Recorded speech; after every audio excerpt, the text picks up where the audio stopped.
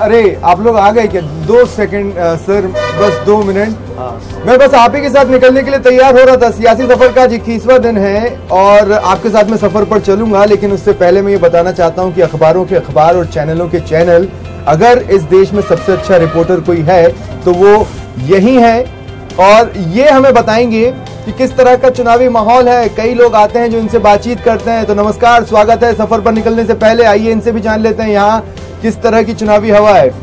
हाँ, आप कीजिए सर, अपन बातें करते हैं। अच्छा। ये क्या चुनावी मूड चल रहा है प्रदेश का? चुनावी मूड राजस्थान में तो कांग्रेस को मानते हैं ज्यादा। कांग्रेस आना चाहिए। नरेंद्र मोदी ने बहुत अच्छा काम किया है। बराबर। अच्छा, यहाँ बस स्टैंड में हाँ, जगह जगह से लोग आते होंगे, जोधपुर, उदयपुर और हर जगह से आते हैं ना। जोधपुर, बाड़मेर, सब जगह से आते हैं। तो कई लोग इधर बैठते हैं, बातें करते हैं। कई लोग बैठते हैं, बातें करते हैं। वो कौन कौन सी छुपी हुई बातें हैं जो वो यहाँ करते हैं, आपने सुनी? नेताओं को लेकर कभी बोलते होंगे या चुनावों को लेकर बोलते होंगे कि हमारे इलाके में तो वोट मांगने आते ही नहीं। तो वो तो थोड़ा टिपिकल है, नहीं? अच्छा, कभी किसी नेता की शेविंग या कटिंग की है आप? नेता शेविंग नहीं की। नहीं, यहाँ नहीं आते। यहाँ नहीं आते। ओहो। अच्छा, ये क्या सिस्टम है? आप बता रहे हो कि मोदी को तो लोग चाह रहे हैं, पर मोदी को चाहते हैं। मोदी ने बहुत अच्छा काम किया है। क्या क्या बताया लोगों ने? बराबर है ना। मगर क्या है, जो गरीब लोग रहते हैं ना, गरीब लोग यही बोलते हैं कि वो दुखी है, बाकी कुछ नहीं। पैसे वाले को कुछ सब अच्छा है, और गरीब लोग कैसे दुखी है वो समझ में नहीं आता है। अच्छा, मोदी के बारे में ऐसे बोलते हैं, गरीब लोग दुखी हो गए।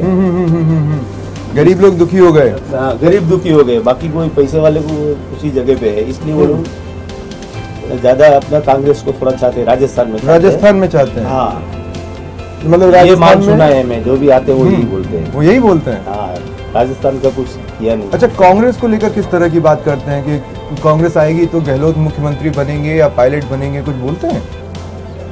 वो तो बोलते हैं कि भाई वसुंधरा राय नहीं चाहिए। अच्छा, वसुंधरा नहीं चाहिए। कांग्रेस से चाहे जो सीएम बन जाए, जो सीएम बने, मतलब वसुंधरा के ऊपर नाराज है। अच्छा, वसुंधरा के ऊपर नाराज। थोड़ा सा नाराज तो आप भी हो गए।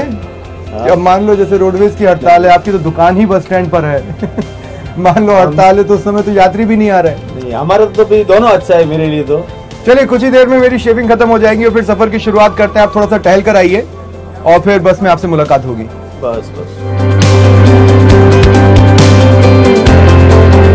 देखिए, अब मैं पूरी तरह तैयार हो चुका हूँ। उम्मीद है आप भी तैयार हो चुके हैं और हम बस में तो सवार हो ही चुके हैं। आज की हमारी मंजिल रहने वाली है राजसमंद जिला। हम अपने सहयात्रियों से बातचीत करेंगे, चुनावी मूड टटोलने की कोशिश करेंगे, लेकिन उससे पहले आज का रूट प्लान जान लीजिए। ये जानना बेहद जरूरी है ताकि यात्रा सुखद हो और सुरक्षित हो। सबसे पहले हम नाडोल पहुंचेंगे, वहां से नाटलाई और देसुरी। नाडोल मारवाड़ विधानसभा में पड़ता है। आशापुरा माता जी का मंदिर है यहाँ पर। अगर आप कभी वहां जाते हैं तो दर्शन जरूर कीजिएगा। नाडलाई और देसुरी बाली विधानसभा सीट पर पड़ती है, जहां से विधायक हैं पुष्पेंद्र सिंह राणावत मंत्री जी। और इलाके में किस तरह की समस्याएं हैं वो सभी जानते हैं, उस इलाके के लोग। पर उनमें से कितनी वोट का कारण बन पाएंगी ये मतदान के दिन ही या मतगणना के दिन ही पता चल पाएगा। सिरपी समाज के आराध्य आई माता का मंदिर वहां पर है। और देसुरी होते हुए हम पहुंचेंगे चारभुजा कुंभलगढ़, जो कि आज का हमारा पहला पड़ाव होगा, जिसके बाद राजसमंद जिले की ओर बढ़ेंगे। फिलहाल इस बस में जो हमारे सहयात्री हैं, और मैं ये बता दूं कि यात्रा शुरुआत करने से पहले इनमें से कई लोगों से मेरी मित्रता हो गई है। यही समझ लीजिए, यात्रा का यही तो मकसद होता है, लोगों से जुड़ना और एक अपनापन स्थापित करना। सर, सबसे पहले मैं आपसे ये जानना चाहूंगा, अगली सरकार चाहे जिसकी भी हो, क्या उम्मीदें हैं आपकी उस सरकार से? सर्वप्रथम तो मैं आपको ये बता दूं, अगली सरकार कौन सी आएगी है किसी को भी पता नहीं है, परंतु इस वर्तमान सरकार ने जो कार्य किए हैं उसकी मैं पूरी सराहना करता हूँ। इस सरकार के जो जनता कोई भी सरकार से आशा रखती है कि उसकी सुविधा, बिजली, पानी, सड़क, ये सुविधाएं सबसे पहले मांगती है जनता। उन सुविधाओं में ये सरकार कितनी खरी उतरी है मैं आपको बताता हूँ। बिजली आज की तारीख में पूरे राजस्थान में 24 घंटे घरेलू बिजली मिल रही है। जो कि पिछली सरकार नहीं दे पाई थी। इस सरकार ने 24 घंटे घरेलू बिजली दी और उसकी अलग अलग लेवल पर मॉनिटरिंग हो रही है। तो क्या सर सिस्टम इतना फुल प्रूफ हो गया है कि अगली सरकार चाहे जिसकी हो वो उसको कैरी फॉरवर्ड कर ले?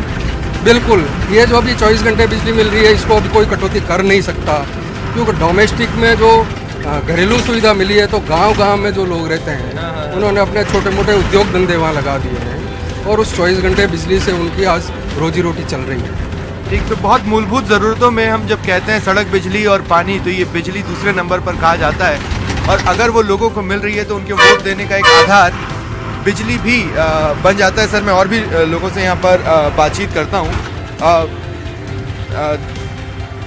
दोस्त आपसे मैं एक बात जानना चाहूँगा, प्रदेश में अगली सरकार किसकी बनते देख रहे हो आप? May be Congress. May be Congress, थोड़ा सा कोई कंफ्यूजन? थोड़ा बहुत मतलब चांसेस लगभग कांग्रेस के नज़र आ रहे हैं, कोई खास कारण? जी का इस सरकार से काफ़ी परेशान तो है ये लोग। आप भी हुए? जी थोड़ा बहुत तो है ही। थोड़ा बहुत एजुकेशन को लेकर या रोजगार को लेकर? रोजगार को लेकर। रोजगार को लेकर ढूंढ रहे हैं आप, नौकरी ढूंढ रहे हैं कहीं पर? हाँ नौकरी तो ढूंढ ही रहे हैं। हाल में जो भर्तियां निकली थी उसका? वो निकलती है फिर हर बार कहीं ना कहीं स्टे लग जाता है, कभी क्या कभी SC/ST एक्ट की वजह से ये। अच्छा, ये जो एक साथ भर्तियां निकालते हैं तो भी लोग कंफ्यूज होते हैं और भर्तियां कोर्ट में अगर पहुंच जाती हैं एग्जाम्स के बाद तो वो भी हतोत्साहित तो करता है। जी इसके बारे में पता नहीं है अभी। आपको पता है? आप वोट देते हैं? हाँ अभी जस्ट अब लगेगा मेरा। अब पहला वोट होगा, बहुत बढ़िया। तो याद रखिए वोट देंगे और पहला वोट डालने वाले एक्साइटेड हैं? क्या सोचा है, क्या सोचकर वोट दोगे? जी मैं तो वोट कांग्रेस को ही दूंगा। कांग्रेस को ही वोट दूंगा मैं। अच्छा कांग्रेस को वोट दोगे? यार इतना क्लियर मत बताओ। आपको लगता है सरकार उनकी बन जाएगी? बिल्कुल। तो इसलिए कांग्रेस को वोट दोगे या कोई और कारण? नहीं बीजेपी की वजह से क्या है कि बहुत लोगों को परेशानी भी हुई है। एक तो पेट्रोल के दाम वगैरह कितने बढ़ गए, मतलब गाड़ी में अगर सफ़र करना बहुत मुश्किल हो गया है, पैसे बहुत ज़्यादा खर्च हो जाते हैं और भी बहुत से कारण हैं।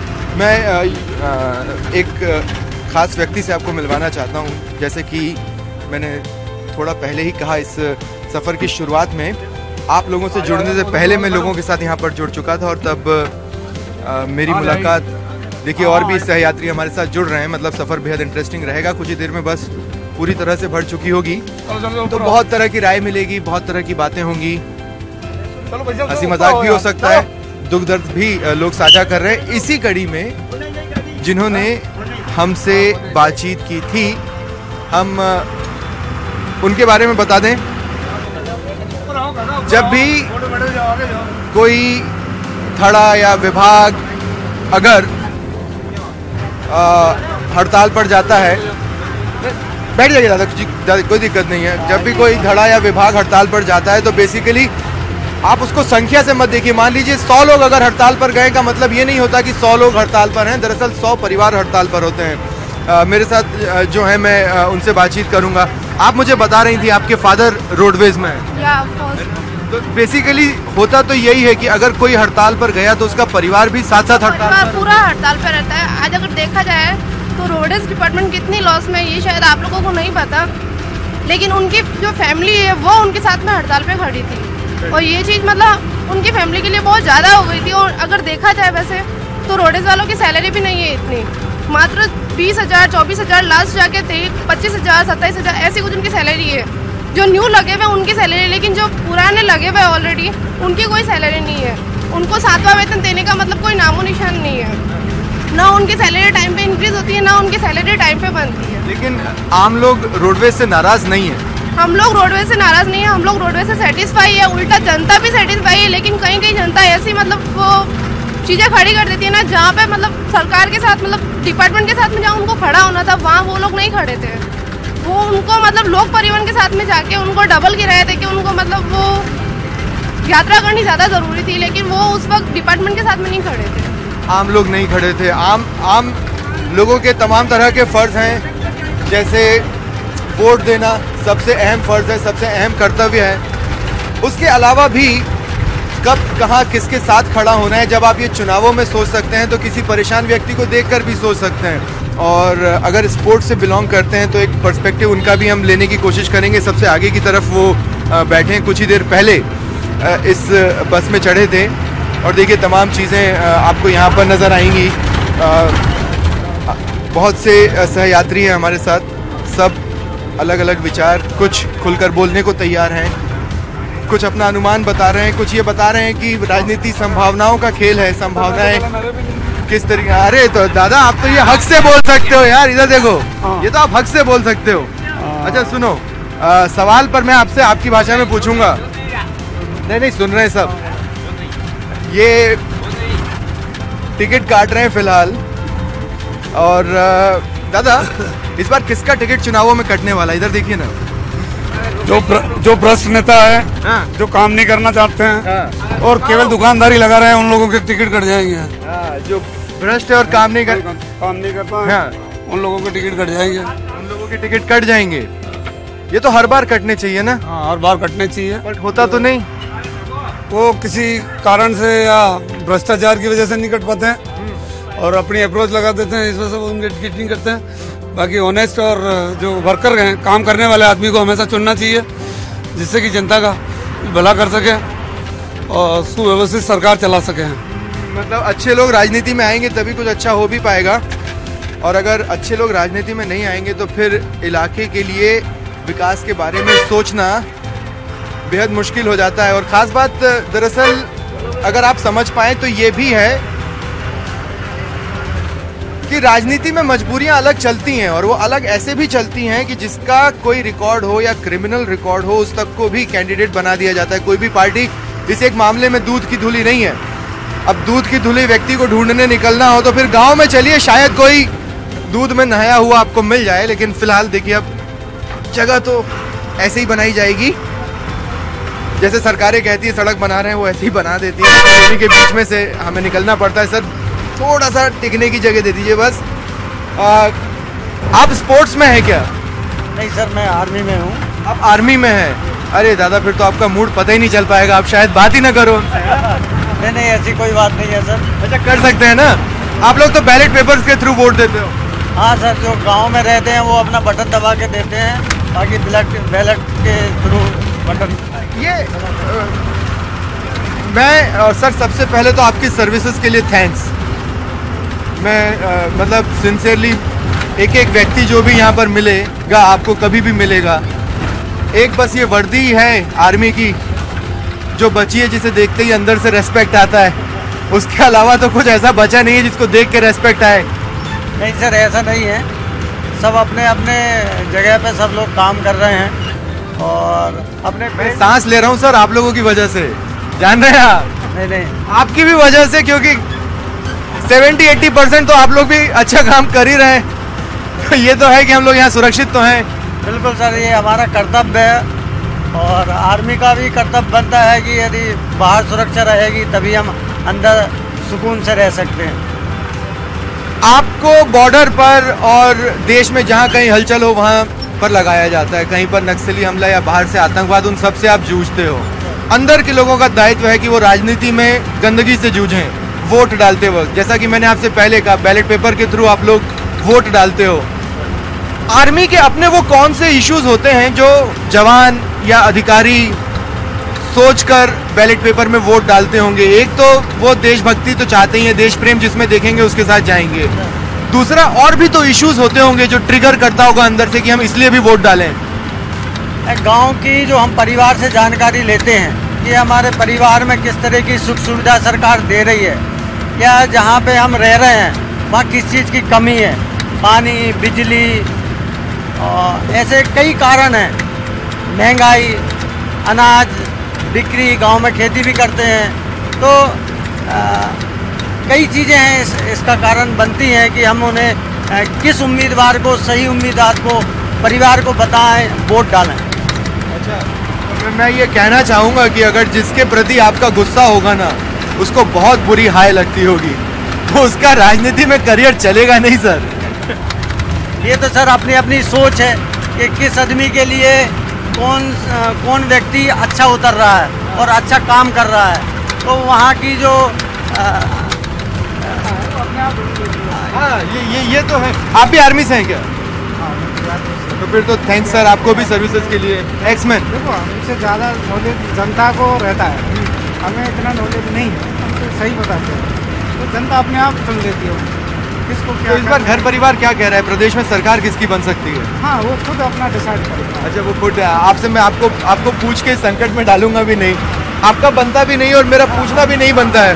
तो फिलहाल इस बस में अपने पहले पड़ाव की तरफ आगे बढ़ते हैं। यहाँ का मूड, यहाँ का मैंडेट, यहाँ की राय, यहाँ की चटपटी बातें, यहाँ का दर्द, सब कुछ अब तक हमारे सहयात्रियों ने साझा किया है। आगे और क्या क्या आता है, बने रहिए हमारे साथ सियासी सफर में।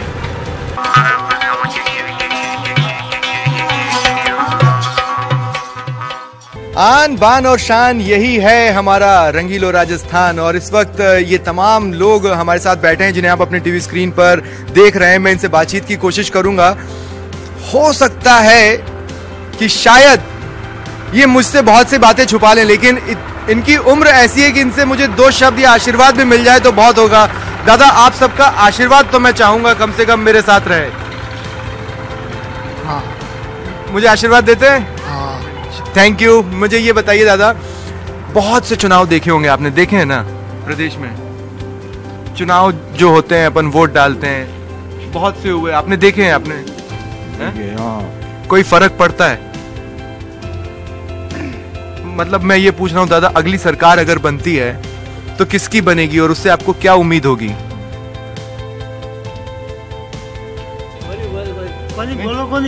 नहीं आप बोलो। बीजेपी की बननी चाहिए। अच्छा बीजेपी की बनेगी। अरे तो आप बोलो ना दादा, आप भी बोलोगे तो मुझे तो अच्छा ही लगेगा। बोलो बोलो। अगली सरकार से क्या चाहिए? राम राम। राम राम सा। अरे भाई मैं तो बोलो कम हानू, कम सुनते। अरे भाई सरकार बनेगी ना दादा, अगली जो सरकार बनेगी किसकी बनेगी? क्या मालूम है हमें, कोई घनी जनता आते हैं अपन एकला जना आते हैं कोई नहीं।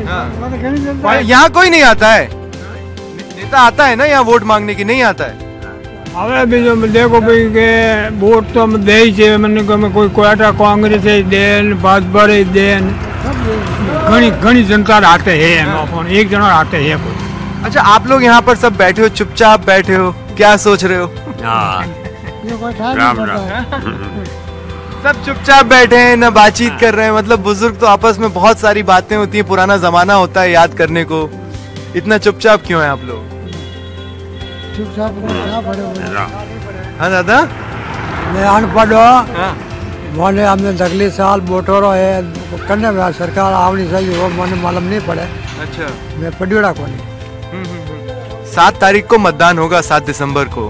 ठीक है तो उस दिन, हाँ 7 तारीख को, तो उस दिन जाके वोट डालना है। ठीक है वो तो स्कूल में डाला नहीं, आपके यहाँ जो बूथ बनेगा उस पे वोट डालोगे ना दादा? स्कूल में। हाँ तो सरकार किसकी बना देंगे? बीजेपी। बीजेपी की बनाएंगे। अच्छा बीजेपी की बनाएंगे। दादा आप भी चुपचाप बैठे हो, क्या हो गया? बस बैठे हैं। मैं शब्दों में बयान नहीं कर सकता फिलहाल, शब्दों में फिलहाल मैं सच में बयान नहीं कर सकता। इस तस्वीर ने दिल को भी छुआ है और ये तमाम वो लोग हैं नहीं दादा आप कह रहे थे कि आप पढ़े नहीं हो, लेकिन बुजुर्गों को भी पढ़ाने की व्यवस्था तो सरकार ने की है ना दादा? डोगरा लिए को नहीं वो प्रौढ़ शिक्षा की जो बात होती है बुजुर्गों को पढ़ाने की, कभी उसमें गए आप? अरे तो आए नहीं तो कट जाओ। अच्छा नहीं आए। तो कई जगह ऐसी भी हैं जहां जानकारियां भी नहीं पहुंच पाती हैं। हाँ दादा मेरा जमाना में डोगरा है गोंदा है अनपढ़ ने नहीं ठोके जगह ठोके क्यों के अंदर साफ रहनी मेरे पढ़ी लोग ने पढ़ियोड़ा हाथ बैठे झूठ बता हाथ होता। अच्छा हम अनपढ़ जमाना ही नहीं है। तो जहाँ जानकारियां तक नहीं पहुंच रही हैं वहां क्या पहुंचता होगा ये समझना बेहद आसान है। यही मूड है, यही मैंडेट भी है एक तरीके से, अगर देखा जाए और अगर आपकी देखने की इच्छा हो। हम आए थे, सभी खामोश बैठे थे। अंदर जो भी है कोशिश उन सब ने की हमें बताने की। अभी आपके ऊपर है, हमारे ऊपर है, हम इसमें से क्या समझते हैं, क्या निचोड़ निकालते हैं। फिलहाल मैं थोड़ा सा इमोशनल जरूर हो गया हूं। चलिए आगे बढ़ते हैं।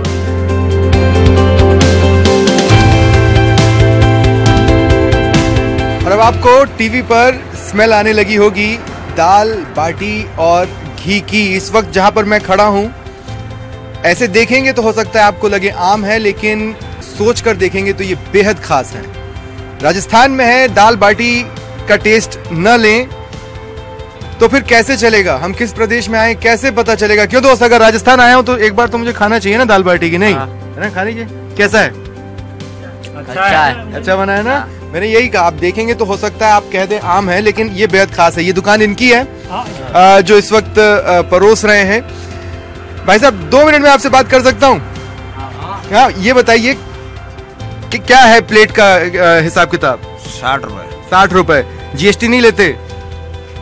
जैसे बड़ी बड़ी दुकानें जीएसटी ले रही हैं, है ना लोग? हाँ, तो देखिए आप 60 रुपए भरपेट खाइए, आपको स्वाद भी मिलेगा, जीएसटी भी नहीं देनी होगी, बिल भी फालतू में नहीं फड़वाना है। नहीं फड़वाना है ना सर? अच्छा ये बताइए किस तरह की हवा चल रही है यहाँ पर चुनावों को लेकर? अटे को मैं तो ख्याल नहीं होने, फूल पे ज्यादा चल रही है। फूल पे चल रही है, मतलब चलेगी आंधी? फुल पे चल रही है, मोदी जी की लहर चल रही है। मोदी जी की लहर चल रही है? चल रही है मोदी जी की। क्यों चल रही है ना दोस्त? खाते हुए स्वाद बिगाड़ू थोड़ा सा। हाँ, मोदी जी की लहर है। हाँ। अच्छा, मोदी जी की लहर है। गरीबों के लिए खास नहीं किया तो भी मोदी जी की लहर है। हाँ, गरीबों के लिए खास नहीं किया लेकिन तो फिर भी लहर मोदी जी की। क्यों? वो ऐसे बहुत अच्छा काम कर रहा है, जीएसटी वगैरह जो भी कर रहा है बड़े बड़े लोगों के लिए अच्छा कर रहा है। बड़े बड़े लोगों के लिए कर रहा है, अच्छा कर रहा है। अब आप इसमें कटाक्ष भी ढूंढ सकते हैं और प्रेम भी ढूंढ सकते हैं अगर आप चाहें तो। क्यों दादा, फायदा होता है सरकार से? हाँ, फायदा तो होता है ना। होता है ना? किसकी बनेगी सरकार, एक बार बता के जाओ ना। किसकी बनेगी बताओ? सरकार? हाँ? फूल पे। फूल। हाँ, देखिए ये भी ये बोल रहे हैं ना। आप क्या कहेंगे? फूल फूल, मोदी जी की लहर। मोदी जी की लहर है। चलिए, राजनीति के लिहाज से मोदी की लहर यहाँ पर विधानसभा चुनाव में विरोधियों से टकराएगी, लेकिन फिलहाल नाक में सिर्फ दाल बाटी की स्मेल ही टकरा रही है, इसलिए अब आगे की बातचीत आपसे बस स्टैंड पर ही होगी।